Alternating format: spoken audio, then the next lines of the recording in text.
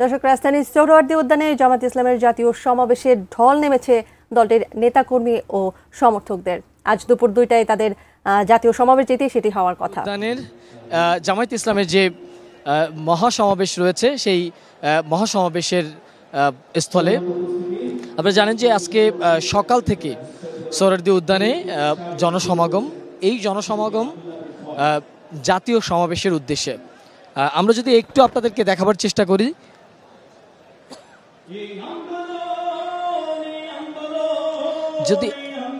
যদি দেখাবার চেষ্টা করি সেটি হচ্ছে এখনকার পর্যন্ত আসলে এই সমাবেশে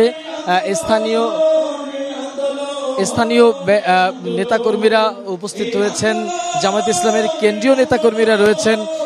জামায়াতে ইসলামের কেন্দ্রীয় নেতাকর্মীরা তারা আসলে যেটি বলছিলেন আমাদেরকে যে তারা এই সমাবেশ থেকে একটি বার্তা পৌঁছে দিতে চায়, যে বার্তার মধ্য দিয়ে আসলে একটি ইসলামিক জোট তৈরির যে একটা প্রচেষ্টা ছিল জামায়াতে ইসলামের, সেই প্রচেষ্টা আসলে তারা সফল করবার জন্য কাজ করবেন।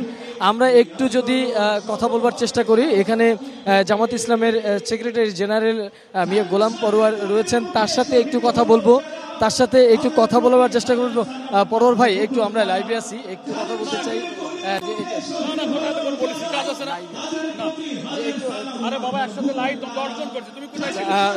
এখন আসলে উনি কথা বলতে চাইছেন না। আমরা একটু যদি জানবার চেষ্টা করি তাহলে এবারের যে সমাবেশ, এই সমাবেশকে ঘিরে জামায়াতে ইসলামের নেতাকর্মীদের মধ্যে একটা ব্যাপক উত্তেজনা, টানটান উত্তেজনা কাজ করছে। উৎসবমুখর পরিবেশে আসলে এই সমাবেশটি তারা করছেন। বিশেষ করে এই সমাবেশকে ঘিরে জামায়াতে ইসলামের আমির ডক্টর শফিকুর রহমান কি বার্তা দেয়, সেই বিষয়টিও কিন্তু আসলে সবথেকে মুখ্য বিষয়।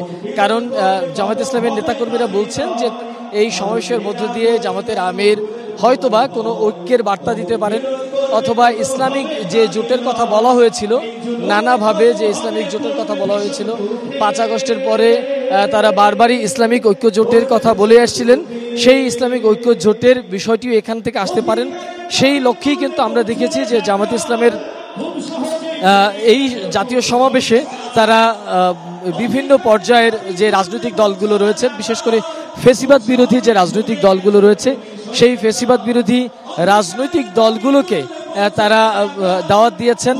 এবং তারই পাশে আমরা দেখেছি যে ইসলামিক যে রাজনৈতিক দলগুলো রয়েছে, ইসলামিক জোটগুলো রয়েছে, সেগুলোকে তারা ইনভাইট করেছেন। এবং এরই মধ্যে এখানে সব থেকে বড় বিষয় হচ্ছে এবারের এই বৈষম্য বিরোধী ছাত্র আন্দোলনে, অর্থাৎ জুলাই আন্দোলনে যেসব শিক্ষার্থীরা প্রাণ দিয়েছেন, সেই শহীদদের পরিবারের সদস্যরা, তাদের জন্য বিশেষ ব্যবস্থা রয়েছে। আহতদের জন্য এখানে আহতদের আমন্ত্রণ জানানো হয়েছে। এবং এরই মধ্যে এই সোহরাওয়ার্দী উদ্যানের জাতীয় সমাবেশ থেকে কিছুক্ষণ আগে ঘোষণা করা হয়েছে যে অ্যান্টিব্যাকটেরিয়াল অ্যাডিটিভ যুক্ত সেরা ওয়াটার ট্যাঙ্ক বিশুদ্ধ পানিতে ব্যাকটেরিয়া জন্মাতে দেয় না। তারা নেতাকর্মীদের আর সোহরাওয়ার্দী উদ্যানে প্রবেশ করার জন্য একটি নিষেধ করছেন তারা, কারণ সোহরাওয়ার্দী উদ্যানের ভিতরে আসলে এখন আর তিল ধারণের ঠাঁই নেই। ভিতরের আসলে সোহরাওয়ার্দী পুরো উদ্যানটাই কিন্তু আসলে লোকারণ্য হয়ে গেছে।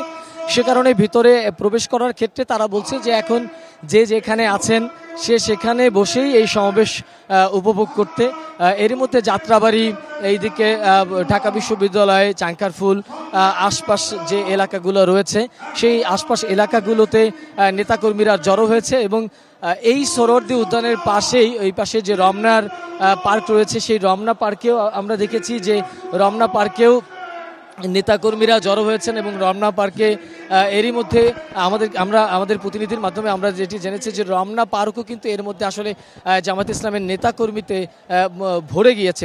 যে কারণে আসলে এখন পর্যন্ত এই জামায়াতে ইসলামের এই যে আজকের জাতীয় সমাবেশ, সেই জাতীয় সমাবেশের মূল আনুষ্ঠানিকতা, অর্থাৎ নেতাকর্মীরা বক্তব্য দেবেন বেলা 2টার দিকে। সেই 2টার আগেই নেতাকর্মীরা গতকাল রাত থেকেই এই সমাবেশের স্থলে এসেছেন। এবং সকাল, অর্থাৎ সূর্য ওঠার পরপরই, সকাল বাড়ার সাথে সাথে নেতাকর্মীরা পুরো সোহরাওয়ার্দী উদ্যানের মাঠ কানায় কানায় পূর্ণ হয়ে যায়। এই মুহূর্তে কিন্তু আসলে প্রচণ্ড রোদ, এবং আবহাওয়া কোনোভাবে বলা চলে যে আবহাওয়ার কোনো খারাপ অবস্থা নেই, প্রচণ্ড রোদ, সেই রোদের মধ্যেও কিন্তু নেতাকর্মীরা ঘামছেন। তারপরও নেতাকর্মীরা এই সমাবেশের স্থলের যে জায়গা সেখান থেকে যাচ্ছেন না। কিছুক্ষণ আগে জামাত ইসলামের সেক্রেটারি জেনারেল মিয়া গোলাম পরোয়ার তিনি আমাদেরকে জানিয়েছেন যে 7টি দাবি নিয়ে তারা আজকের এই সংবাদ সম্মেলন, আজকের এই যে জাতীয় সমাবেশ, সেই জাতীয় সমাবেশে তাদের উল্লেখযোগ্য দাবিগুলোর মধ্যে রয়েছে পিআর পদ্ধতির নির্বাচন, প্রবাসীদের ভোটাধিকার, জাতীয় নির্বাচনের আগে স্থানীয় নির্বাচন, নির্বাচনে লেভেল প্লেইং ফিল্ড সহ আসলে 7টি দাবি তারা এই যে জাতীয় সমাবেশ, সেই জাতীয় সমাবেশ থেকে তুলবেন। এছাড়া তারা বলছেন যে এই জুলাই আন্দোলন বা জুলাই এর এই বিপ্লবে জামায়াত ইসলাম যে ভূমিকা পালন করেছেন, জামায়াত ইসলাম যেভাবে জুলাই আন্দোলনে ভূমিকা রেখেছেন, তার প্রেক্ষিতে জামাত ইসলাম এই জুলাই আন্দোলনের পর বা 5 আগস্টের পর ঢাকায় আসলে তাদের রাজনৈতিকভাবে কোনো বড় সমাবেশ তারা এখন পর্যন্ত করেননি।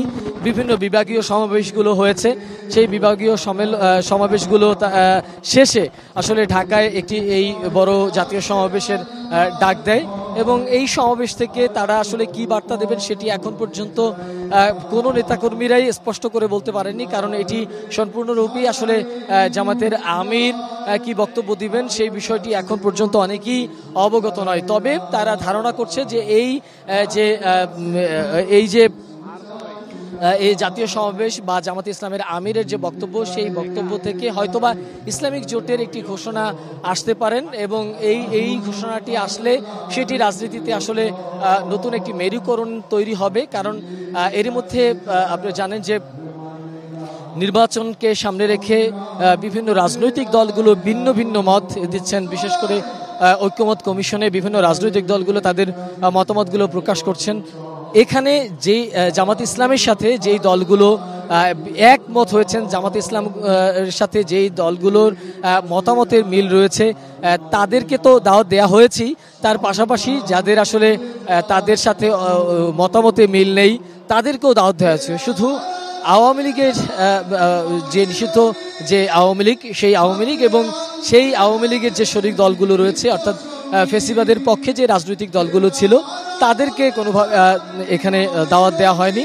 এছাড়া অন্যান্য যে রাজনৈতিক দলগুলো রয়েছে তাদের সবাইকে এই সমাবেশে দাওয়াত দেওয়া হয়েছে এবং তারাও হয়তোবা কিছুক্ষণের মধ্যে চলে আসবে এবং এই জাতীয় সমাবেশ থেকে যে অন্যান্য রাজনৈতিক দলের যে নেতারা তারা তাদের বক্তব্য রাখবেন এবং জামাত ইসলামের যে কেন্দ্রীয় নেতারা তারা বক্তব্য রাখবেন।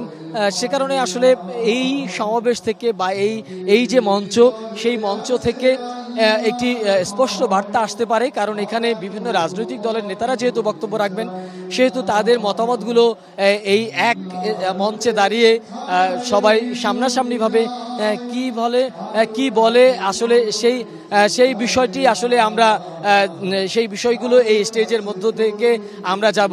আমরা আসলে তানিয়া এই মুহূর্তে রাজধানীর যে শাহবাগ রয়েছে সেই শাহবাগে আমাদের আরেক সহকর্মী আছে সাকিব। শাহবাগে আসলে আমরা কিছুক্ষণ আগে জানতে পেরেছি যে বাইরের সমস্ত সড়কগুলোই আসলে জামাত ইসলামের নেতাকর্মীদের কারণে একদমই সমস্ত সড়ক ভরে গেছে, কোথাও গাড়ি প্রবেশ করতে পারছেন না।